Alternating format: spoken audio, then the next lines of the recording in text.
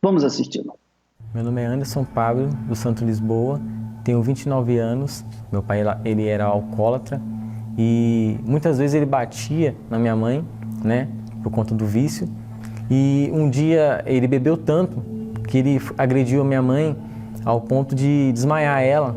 E eu, vendo aquela situação, eu me revoltei contra aquilo, entendeu? E tinha colocado dentro de mim que nunca mais isso ia acontecer. E passando cerca de alguns dias, ele novamente bebeu e agrediu ela. E eu peguei uma faca de cozinha e esfaqueei ele. E ele, com essa faca de cozinha, ele me deu uma facada, né? Minha mãe até se separou dele. Chegamos ao ponto de pegar coisa no lixo para criar ele. Foi uma vida totalmente difícil. Por conta dessa separação, minha mãe ela não tinha emprego. Então a gente teve que ir para uma comunidade onde minha mãe ela começou a traficar. Tomei uma decisão, me envolvi com tráfico. Como um dia eu cheguei em casa, vi ele chorando e eu falei assim, a partir de hoje nunca mais... Desculpa. Vocês vão passar fome. Vocês podem me ver na porta de uma cadeia, mas passar fome nunca mais. E foi o que aconteceu. E um dia eu acordei com a minha casa sendo invadida com a polícia, levando a minha mãe presa. Mas não permaneci presa. Eu saí. Mas continuei fazendo coisa errada. E eu determinei que eu ia me matar. Foi a primeira tentativa de suicídio. Eu peguei 86 cápsulas de amoxicilina que minha mãe tinha guardado e eu comi ali. Falei, vou pôr um fim nessa situação. Então eu fui, tomei, comi, né, aquelas cápsulas e deitei no sofá e esperei a morte, mas só que a morte não chegou, né? Então eu saí de casa na segunda tentativa, que era se jogar da ponte, lá em Guarulhos. E passando na frente da Igreja Universal lá de Bom Clima, foi quando o pastor do nada olhou para mim, eu nem conhecia ele. Falou, rapaz, você vai fazer o quê? Onde você vai? Ele falou comigo de uma tal forma que eu desabafei como uma criança, eu chorei, né, como se fosse uma criança ali. Não tinha nem palavras para falar de tanta angústia que estava dentro de mim. E ele falou para mim que havia solução para mim. Então ali eu comecei a frequentar a igreja, né? Foi um processo rápido, onde, né, eu me libertei naquela época. Eu comecei a frequentar a Força Jovem e em menos de um ano e meio eu já estava de obreiro. Minha mãe ela viu que houve uma mudança, né? Porque não gostava mais de sair de casa naquela época de depressão, de automutilação. Ela começou a frequentar junto com o meu padrasto. Eu não tinha mais opção. Eu não tinha mais opção. O único lugar que eu achei com as portas abertas naquela manhã de uma segunda-feira foi a Igreja Universal. E naquele dia, um homem de Deus veio conversar comigo. Parece que ele sabia da minha vida. Apesar que meu filho era obreiro, mas era um pastor novo, tinha acabado de chegar na igreja. E parecia que ele sabia de toda a minha vida.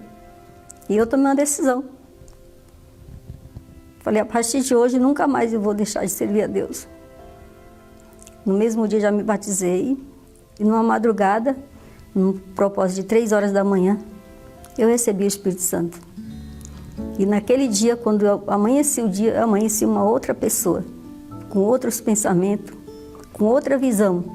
E fiquei lá, tive uma paz, né, uma felicidade. Fiquei 4 anos e 4 meses de obreiro na igreja e tive uma decepção, acabei tendo uma mágoa e essa mágoa acabou me afastando de Deus, entendeu?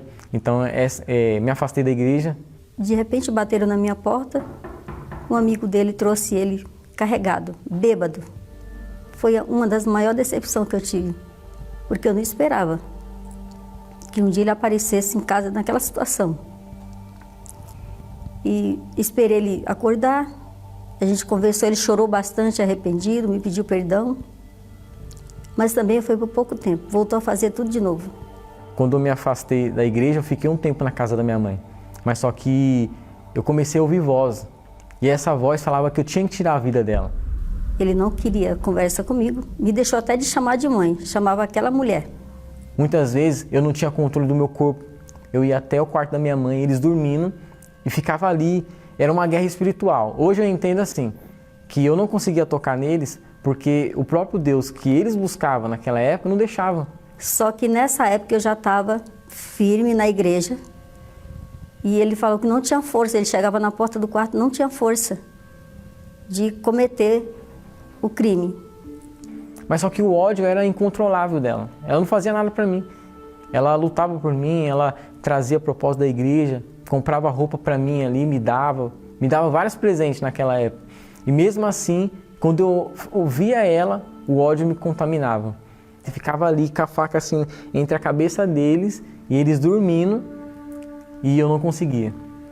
E quando eu não conseguia, vinha uma decepção. Essa decepção falava assim, você não conseguiu, não era pra você ter matado eles, por que você não matou? E essa voz, ela ficava aqui, ó. E era quando eu tentava contra mim. Foi algo assim que foi incontrolável. Eu lembro até hoje. A dificuldade foi levar a faca até o coração. Mas quando eu consegui levar a faca até o coração, eu já não tive mais controle da minha mão. A faca natural entrou, eu senti a dor, mas só que era algo tão assim, que não tem como explicar, porque a dor estava ali, mas só que o vazio era maior do que a dor. Quando eu via essa marca, eu me oprimia. Então eu falei, faz o seguinte, vou fazer um símbolo de um time de futebol aí. E nesse dia eu passei mal. Foi quando quando eu voltei ao normal, o rapaz falou, rapaz, você é louco. Porque o que você desenhou aí é algo sobrenatural. Esse desenho que eu fiz aqui, eu faço ela em 6 sessões. E você assinou um termo de responsabilidade, se você morresse aqui agora, né, para fazer em uma sessão. Quando eu voltei ao normal, tinha uma imagem de um demônio no meu peito. E foi quando entrou hoje a minha esposa, né, que foi fundamental na minha vida, porque ela entendeu o que eu estava passando numa conversa que a gente teve. Ela entendeu que eu era um ex-obreiro, entendeu que tudo aquilo que eu estava passando não era frescura, porque muitos familiares na época falaram que era frescura. Falei para ele, você precisa de ajuda e eu não sei como te ajudar. Aí ele falou, poxa, é que eu já frequentei a igreja, eu tô afastado, eu ajudava pessoas, mas para aquele lugar eu não volto. Falei, antes você precisa voltar, porque você precisa de ajuda, ninguém aqui que a gente conhece pode te ajudar, vamos lá. Aí ele falou, não, lá eu não volto. Ele tinha um orgulho muito, muito grande. Era uma barreira muito grande de se vencer. Eu comecei a ter alucinações. Eu não via, mas eu sentia a presença de como se fosse muitos demônios vindo me buscar. E a sensação é uma coisa horrível. O colchão onde eu estava dormindo, eu sentia o colchão afundar, como se alguém estivesse pisando ali. Pegava no meu pé, pegava no meu braço, pegava no meu pescoço. O meu cunhado, ele relatou que ele subiu em cima do meu corpo e abriu os meus olhos e tentou me acordar, e ele falou que eu não olhava no olho dele, eu olhava além dele. Quer dizer, ele estava com o rosto colado no meu e eu olhava além dele. Então, passando 20 minutos dessa situação, foi quando aconteceu a parada cardíaca. E a gente começou a chamar, e ele não respondia. Parecia que era uma pessoa que estava em coma. E a gente persistiu chamando e ele começou a se debater na cama, começou a gritar, como se estivesse vendo coisas, falava que estavam puxando ele, que estavam levando ele, que doía muito, que estava queimando.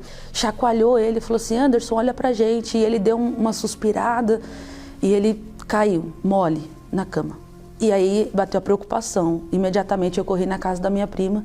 Ela trabalhava no hospital ali próximo, no Hospital Bom Clima. E ela rapidamente pegou o carro e levou ele para socorrer. Chegando no hospital, o doutor deu óbito.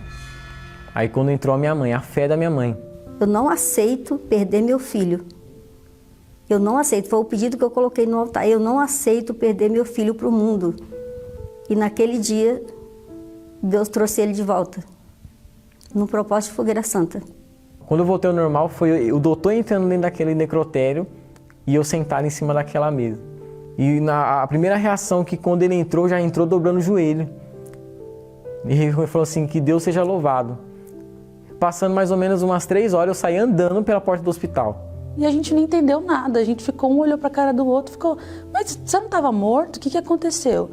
Ah, então, o médico não soube explicar lá, não sei o que aconteceu também, não sei te explicar, só sei que eu tô vivo. Aí eu falei para ele, poxa, então agora você precisa buscar essa ajuda.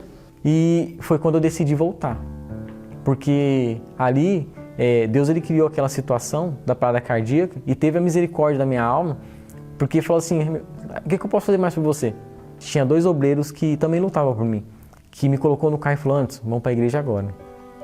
Me levaram para a igreja, o pastor ele orou em mim, Quando eu voltei ao normal, eu estava todo rasgado, né? O pastor também estava todo rasgado, machucado, os bancos tudo virado. E ele falou, Anderson, só tem uma situação para você. Se você obedecer tudo que eu falar nesse altar, meu amigo, você vai mudar de vida. Mas se você desprezar, o que tua mãe fez é em vão. O mal que manifestou aqui em você, ele falou que levou a sua alma até a boca do inferno. Mas Deus, ele enviou um anjo intercessor por conta do voto, do sacrifício que sua mãe fez. Então, quer dizer, você acha justo isso? A primeira coisa que eu determinei foi o seguinte, eu não vou errar mais. Eu não vou errar mais. Eu já cheguei a ficar 7 dias seguidos com o Espírito no meu corpo. Eu falei, não, então peraí, agora eu quero ter o Espírito de Deus.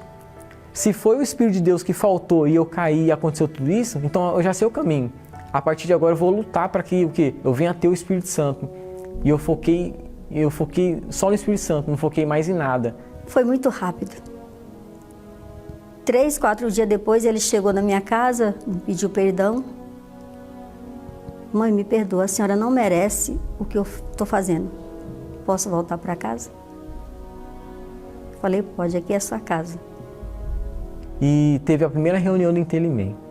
Eu lembro até hoje, né? Eu tinha já me libertado, já tinha me batizado nas águas, e foi no dia 8/11 de 2014, a primeira reunião dos homens, não tem como esquecer. Esse dia, se eu perdesse esse dia, eu ia perder o maior tesouro da minha vida. E eu lembro que na época o Bispo Renato ele falou o seguinte, ele falou assim, você que deseja acima de tudo o Espírito Santo, vem aqui na frente. Eu saí do meu lugar para uma decisão, porque eu lembro que eu não consegui chegar até o altar, eu cheguei até a metade do templo, que estava lotado. E aí eu falei, Deus, é agora. Eu vou falar com o Senhor como eu nunca falei. Eu vou abrir meu coração, eu vou sair daqui hoje transformado. E ele falou assim, primeiramente você vai se humilhar. Você vai dobrar o seu joelho e vai se humilhar. Mas só que eu fui tão devagar nessa situação que quando eu olhei para o chão, tinha tanto homem dobrado no chão que não tinha mais espaço para se dobrar. Mas eu olhei assim, aquele cantinho ali da poltrona do templo, eu enfiei minha cabeça lá dentro. E ali eu comecei a falar com Deus. Eu derramei tudo que estava dentro de mim. E quando eu me levantei que eu comecei a buscar o Espírito Santo, foi ali que ele desceu. Ele invadiu minha vida que eu lembro que parecia que só estava eu e ele no Templo de Salomão. Parecia que não tinha mais homem, era só eu e Deus. E ali a primeira coisa que aconteceu dentro de mim foi uma felicidade que eu falei, poxa, como é que eu pude perder isso? Como é que eu pude perder essa felicidade de viver enganado esse tempo todo? E eu lembro que quando o Bispo Renato falou assim, amém, eu falei, pelo amor de Deus, amém nada. Isso daqui tem que continuar. Tem que continuar. E quando ele mandou voltar para o lugar, parecia que todo mundo estava olhando para mim. Então eu voltei com a felicidade, o desejo de falar de Jesus para todo mundo. Eu queria sair dali para falar de Jesus para todo mundo, para o morador de rua que está na porta ali, para todo mundo. Não vi a hora de chegar em casa. Mas quando ele voltou, ele não falou, olha, eu fui batizado com o Espírito Santo. Ele chegou caladinho. E eu sentei com ele na cozinha, fui conversar com ele, eu fiquei olhando pro rosto dele.